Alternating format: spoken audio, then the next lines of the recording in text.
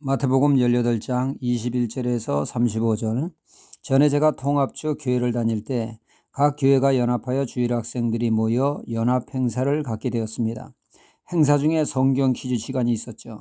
그 성경 문제 중에 하나가 문제가 됐습니다.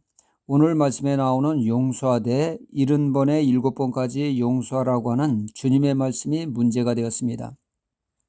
말씀을 출제한 목사님은 490번까지 용서하는 것이 답이라고, 그런가 하면 연합회 총무는 무제한 용서가 답이라고, 아이들이 지켜보는 가운데 이게 답이다 저게 답이다, 이 일로 분위기가 싸했습니다. 이러다가 애들 앞에서 싸움이 일어나는 것은 아닌가 가슴이 조마조마했습니다. 갈수록 목사님의 그 목소리의 톤은 높아지고 사태가 심상치 않게 흐를 때 총무님이 말하기를 제가 잘못했습니다 하므로 일단락되었습니다. 더 이상 문제가 커지지 않고 잘 마무리돼서 한숨을 돌린 적이 있습니다. 그때 이를 생각할 때마다 그 총무님이 참 잘했다라고 하는 생각이 들면서 그분의 행동에 존경이 갔습니다.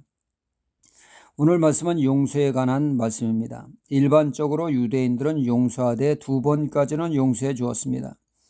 그들의 선생인 랍비들은 3번까지 용서하라고 가르쳤습니다. 베드로는 통곡에 7번까지 용서해 주면 되겠느냐고 성경에서의 완전수 7을 들어 말할 때 주님은 70번씩 7번까지 용서하라고 하셨습니다. 이는 490번까지만 용서하라는 것이 아니라 무제한 용서를 말씀하신 것이죠.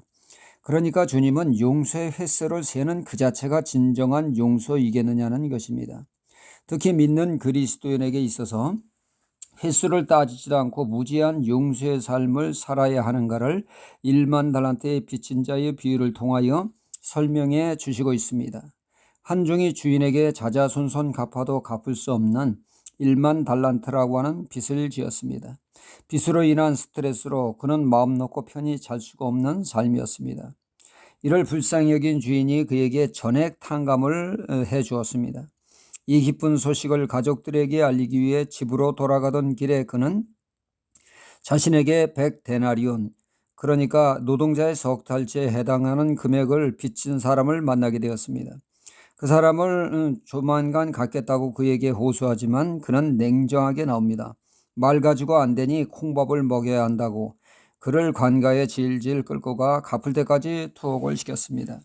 이를 처음부터 끝까지 지켜보던 그 사람들은 고개를 흔들며 이건 아니지, 자신이 주인에게 탕감받은 액수가 얼마인데 그에 비하면 껌값에 해당하는 빚을 자신도 탕감해 주는 것이 탕감받은 자로서의 마땅한 삶이어야 하는데 이게 다 사람 사는 맛이 아닌가, 이건 아니지, 우리가 해야 할 것은 이 사실을 주인에게 알리는 것이다 생각한 그들은 쪼르르 달려가 이 사실을 주인에게 일러 바쳤습니다. 주인은 대노하죠. 그 녀석을 당장 내 앞에 대령시켜라.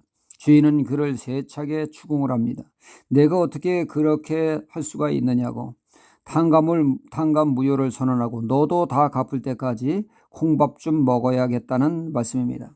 우리가 무제한적인 용서의 삶을 살아야 함은 우리가 마치 1만 달란트 빚진 자와 같다는 말씀입니다. 그 어떤 방법으로도 해결할 수 없는 죄를 하나님의 무조건적인 용서를 주님의 십자가를 통하여 받은 우리는 마땅히 사람들의 100데나리온의 잘못을 용서하는 것은 하나님의 그 큰 용서를 받은 자로서 지극히 당연한 삶이라는 것입니다. 문제는 우리가 십자가의 복음을 통한 하나님의 용서를 받은 것을 망각하는 데 있습니다. 그저 내 앞에 있는 사람들의 문제만을 들추니 용서의 한계점에 다다라 폭발하고 맙니다. 주님의 십자가를 통한 하나님의 용서를 잃지 않을 때 진정한 용서의 삶을 살 수가 있습니다. 외저 독일에 이런 일이 있었다고 합니다. 총기를 소유한 강도가 농장을 습격해서 도둑질을 하는데 기대 이상으로 나오질 않자 홧김에 총으로 온 가족을 살해했습니다. 때마침 아들은 볼 일이 있어 밖으로 나가 화를 면하게 됐죠.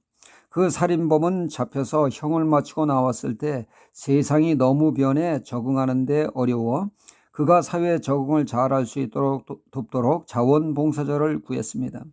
그때 그 봉사자가 바로 그 집 주인 아들이었습니다. 아니 어떻게 온 가족을 살해한 사람을 도우려고 합니까?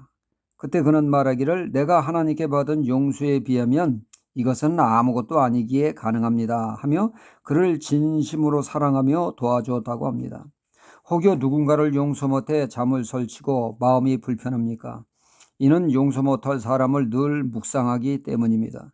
이제 눈을 들어 하나님이 나에게 베푸신 용서의 십자가를 묵상해야 할 때입니다.